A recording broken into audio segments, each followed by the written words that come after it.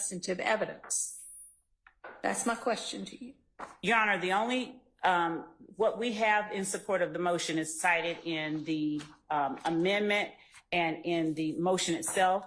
We have not ever presented or represented to the court that there was a Georgia case that addressed this issue, and the conclusion that is asserted in the state's filings are the result of the fact that, one, from our position, it's not addressed directly, that, you know, what case in chief specifically. So you are telling me that when our discovery statute says that the defendant is to produce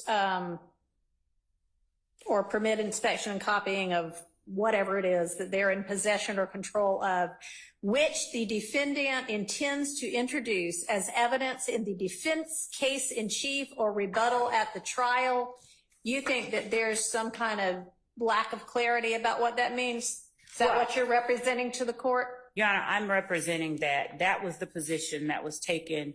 That was what was analyzed in the cases that we have cited in our amended amendment and supplement to our motion to compel.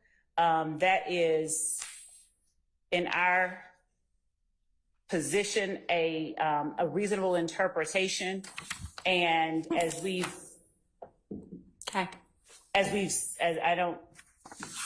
said in our filing, Your Honor, there was the requirement in Waddell that anything that was within the defendant's possession, custody, or control, where the defendant intended to use the item in the defendant's case in chief, that be turned over.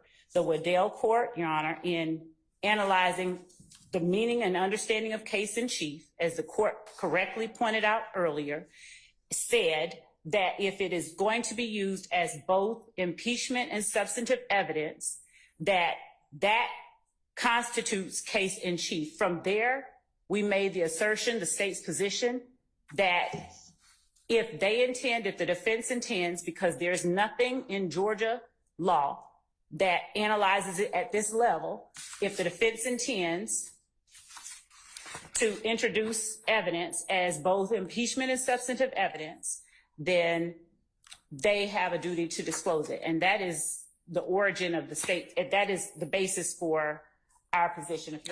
And have you heard Mr. Steele argue 2 or 3 times before that that's not at all what Georgia law means?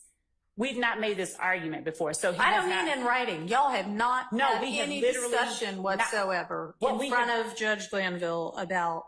As I have said in my motion, Your Honor, what we have argued, the state has said, Your Honor, they have a duty to disclose this. This is stuff that we are entitled.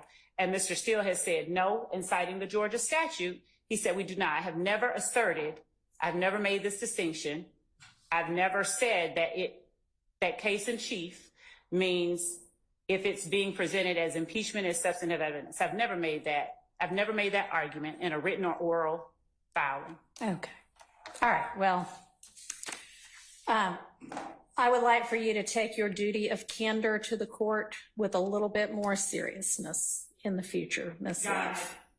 Respectfully, I take it very seriously.